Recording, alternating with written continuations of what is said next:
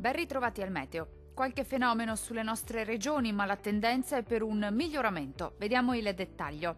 Sul Veneto avremo molte nubi al mattino, specie su Veneziano e Rodigino, dove non si escludono delle residue precipitazioni a carattere sparso, più sole invece altrove. Col passare delle ore andrà decisamente meglio con fenomeni in esaurimento e ampio soleggiamento ovunque. Temperature minime tra -1 e 3 gradi. Valori massimi compresi invece tra 5 e 8 gradi circa. Vediamo ora che tempo farà sul Friuli Venezia Giulia. Poche novità, la situazione infatti non cambia di molto, anche sulla nostra regione saranno possibili al mattino dei locali piovaschi, specie sul Goriziano e sul Triestino, ma migliorerà già dal pomeriggio con tanto sole ovunque. Temperature minime tra 1 e 5 gradi.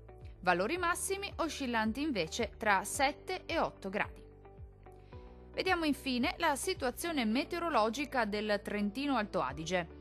Bel tempo ovunque con ampio soleggiamento su tutte le province. Il cielo infatti si presenterà sereno e sgombro da nubi pressoché su tutti i settori della regione, salvo per qualche nevicata sulle aree alpine di confine.